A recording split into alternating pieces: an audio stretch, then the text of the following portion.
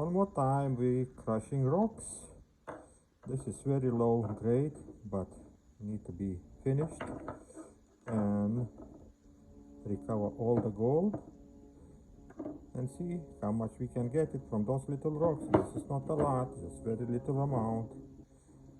And I be crushing them. Wow. I think in this one is more than every one another one. So let's crush it. Crush those rocks. This is 100 mesh. This is bigger, 1/8. So I right now want to get dust from this, and we'll see. Do we have dust in here? We put it separate. I have 3 beakers. I separate 3 sizes and dust, 100 mesh and 1/8. So I put all those 3 beakers. We will see where we got the gold mostly. Okay, I try to separate dust from the rest of solution, and I do experiment to prove my point that there is invisible gold, which one we can even see. So right now I do the same thing with this one. I have so much dust, so I maybe put in here.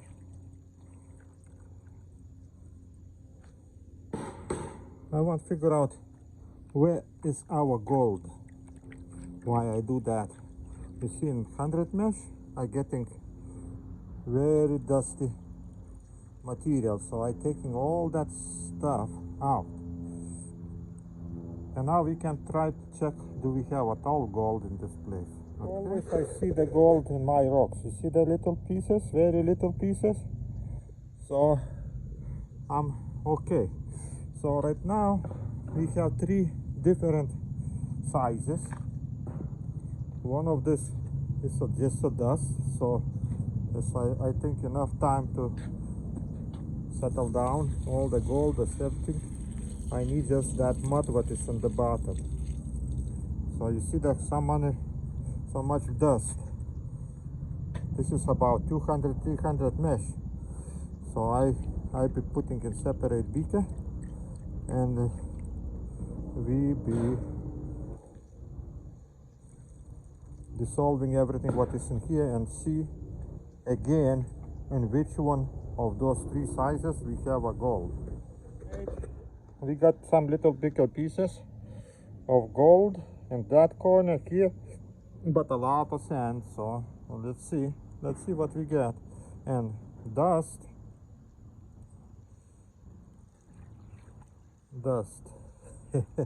this is a dust, guys. What when you crush the rocks, it's dust. It's like 200-300 mesh, all stuff, and I be transferring to the small beaker because not supposed to be a lot of material. Okay, so by now you guys understand that I doing invisible gold mostly. I working with that gold, which one you can't see regular ways. Without looper you can't see nothing. So this gold is very small, but that gold is almost everywhere. You just need to find the place where the gold is and look it for that. Everybody can find that gold, but not everybody can see the gold till the end. So this is a difference between me and another people who do the gold. They dissolving gold, which one they can see. My gold is in those rocks, in the rock dust, and I want to figure out where mostly that gold is, because in nature all visible gold already panned hundreds of times and there barely you can find something. But invisible gold, like everything what is in this small beaker, dust and 100 mesh, is a lot in the nature, and you can still recover gold, and if you smart enough you can recover big amounts of gold.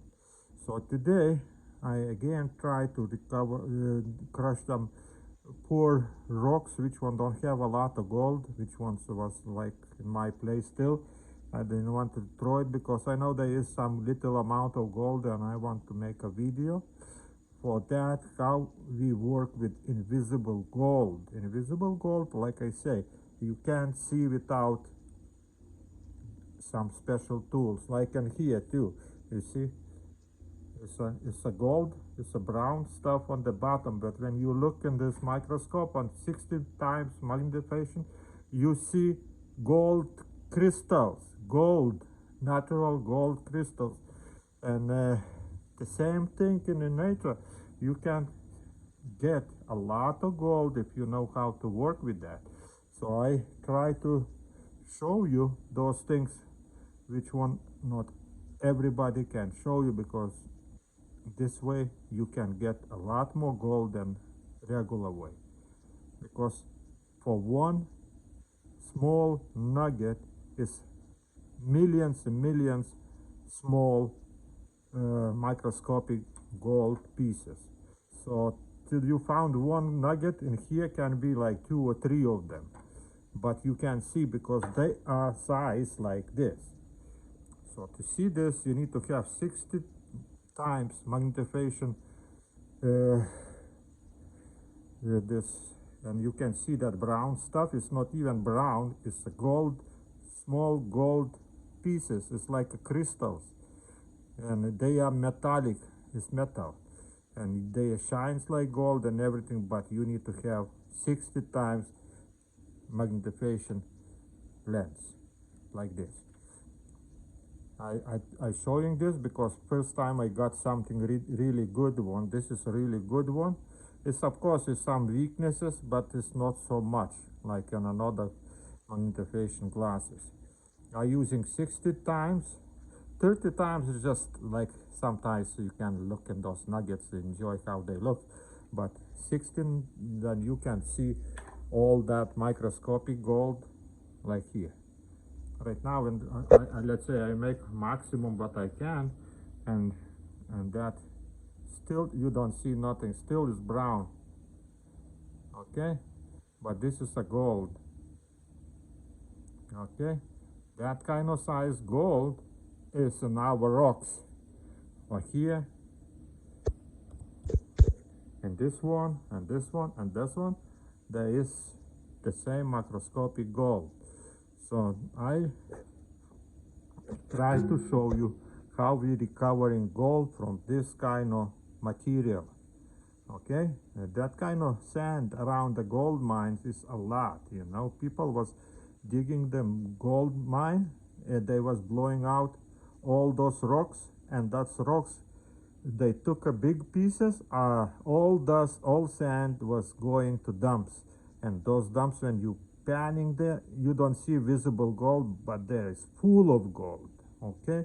Believe me, I already did it, I already tested. So right now I just working at home to figure out how I can recover that gold, so without working so hard. So I'm crushing the rocks and see which one contains what they contain, okay.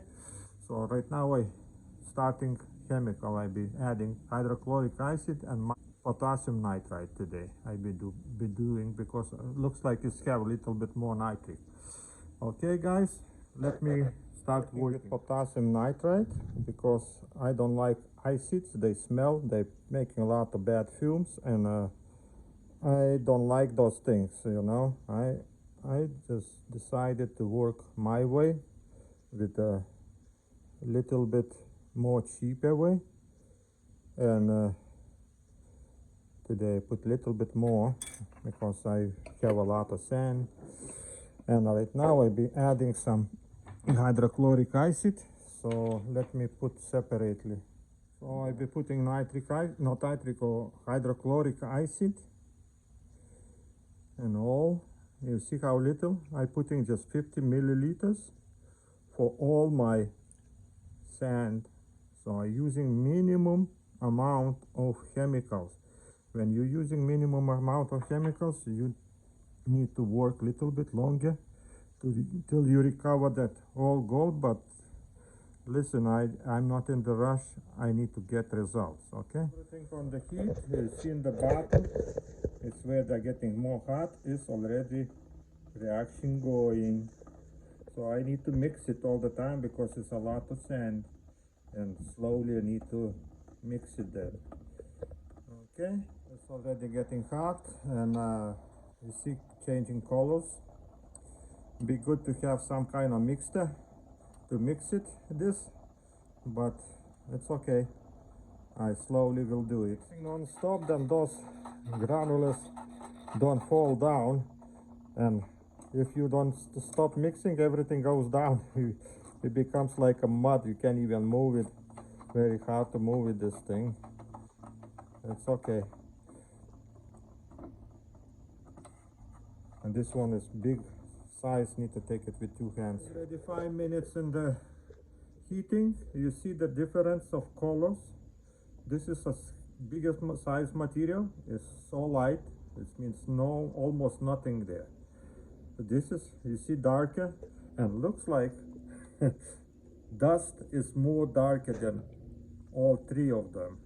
So now I decided to make you test the styrene chloride test. So this is one. Ways to wash it. Need to wash it all the time. But don't mixed. See? And here. Okay. So now we have, not even on the spoon you can see difference in this colors. So now we'll be putting styrene chloride. This is a dust. Boom, contains the gold. This is 100 mesh. Wow, you see the dust darker. That is means contains a lot of gold. And this one barely have something, but have. So strange. And this one solution, all 3 contains a gold. That's right. But in the 100 mesh size, you see how different? Dust, 100 mesh, and 1/8. So look in the colors. This is all 3 different. This is very light. It means very little gold. So gold is mostly in those rocks is invisible. It's like a size of on my participated gold, because gold participates. So that way we have so small size of gold. So the same thing in the rocks. When that gold fluids came, they participate gold, but gold not every time go big because of one thing is that juice dry out and gold participated and became microscopic sizes. So now my think those 2 contains a little bit more gold than every one. That you see, I didn't see in this one too much, but we'll see later what we have, because I do everything separately. We'll see what we get. Everything stopped boiling and everything. Looks like all gold dissolved. If is there something. So right now I be taking everyone in separate beakers and filtrating, and we'll see what's happening. Okay, so you see colors is different. That means we have different amount of gold. Looks like this one have a biggest amount of gold. Here is barely yellow, this little bit red. So 100 mesh is full of gold. So it's the same one part of rocks, but this is a dust. This is 100 mesh. This is 1/8 mesh. So let's separate right now juice from this mud, and we'll see what we get. Okay. After all that sand, I got white sand, absolutely white sand. So nice sand. And solutions, I got a little bit too much, but it's okay. We do experiment. So now I throw the sand out and transfer solution back, and start chemical reaction. Last filtrating is done, and now I can do the test gold participation, but before that I do stannous chloride test, and we'll see do we have something in the solution, because they are a lot of water. You know, I wash everything, and I'm putting big amount because and stannous chloride. Do stannous chloride test. So take another pipette and